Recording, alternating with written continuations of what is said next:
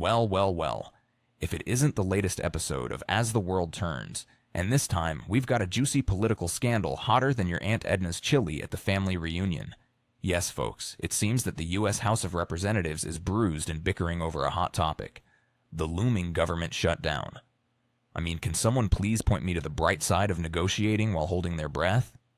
If the world of political theatrics were a game, shutdowns would definitely be the overdramatic soap opera of our times. Now, on one side, we've got the spenders, the ones who can't resist giving out free snacks at every party. They argue that government programs are crucial to ensure people don't just spiral into insanity over overpriced avocados at the grocery store. Fair play. Who doesn't want a social safety net? But let's flip the channel. On the other side, we've got the fiscal hawks, flapping their wings, squawking about the national debt like it's the last piece of leftover pizza. They're clutching their wallets like dragons guarding hoarded gold. No more spending, they shout. Well, maybe just a smidge?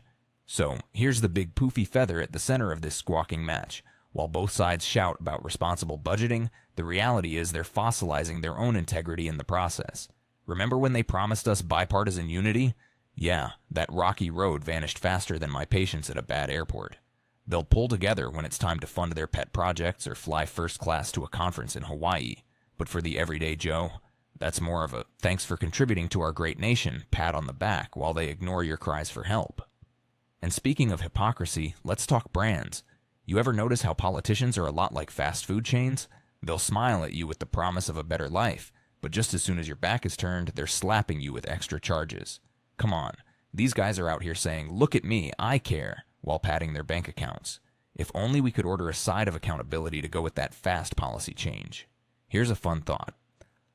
What if the Senate started using the congressional cafeteria as their negotiation table? I'd pay money to see a bunch of suits trying to hash out a budget over bad meatloaf.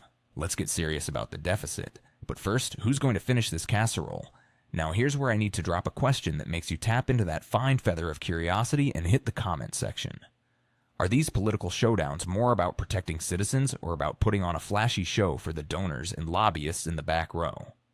All that glimmers ain't gold, folks. So if this tickled your feathers, smash that like button, drop your hot take in the comments, and share this with a friend who needs a good chuckle. Don't forget to subscribe and turn on the bell so you won't miss what comes next on this wildly unpredictable ride.